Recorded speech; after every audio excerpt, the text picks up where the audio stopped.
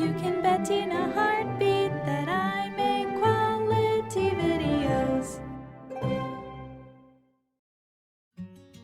One thing I need to start living by is become the thing that you want. If I want friends who throw themed parties, maybe I should start throwing those parties.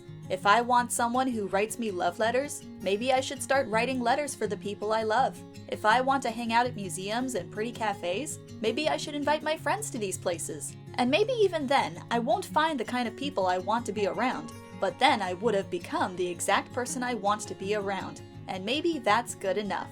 I agree with the spirit of building a good relationship with oneself that seems somewhat implied or possibly intended here toward the end, but there's also a sense of, if you want to have or keep the people you want around, you have to stand on ceremony and bend over backwards to perform for them, and even then it might not work out, but that's okay. But is it really all so peachy? What does this imply about the value of authenticity?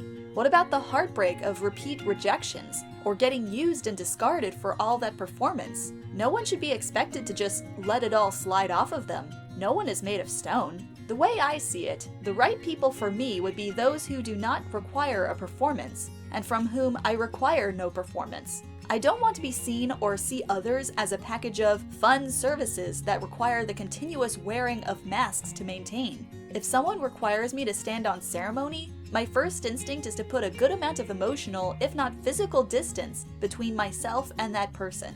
I'm also a good bit put off at what this all implies for people with mental health or neurological issues. Trauma, ADHD, social anxiety, depression, autism spectrum, that don't typically lend themselves to this kind of high-energy, heavy-lifting social performance. I'm not a fan of throwing isms around casually, but I think there's a little bit of an ableist bias going on here.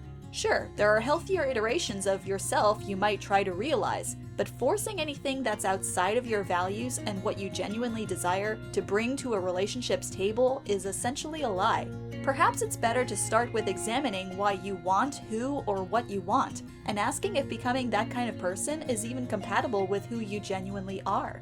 I apologize if this post doesn't resonate with neurodivergent people. This post was more about romanticizing and falling in love with your own company than about putting up a performance for people. Like, I've always loved themed parties, but none of my friends planned them. So why not plan them myself since I like them so much? It's not so much a service for your friends, because it would be something that you enjoy doing. This can also help you see who actually cares for you. If you're writing letters to people, but no one is writing back, maybe you're not friends with the right people. You don't have to do all these things to keep your friends. You simply do the things you love for your friends. But in my experience, if someone really cares about you, they reciprocate the love.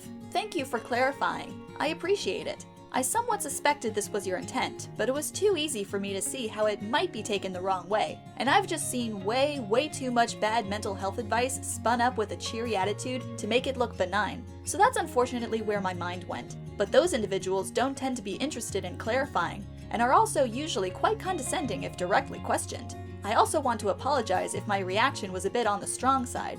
Hypervigilance or hyperarousal definitely entered the equation on my side, I'll admit.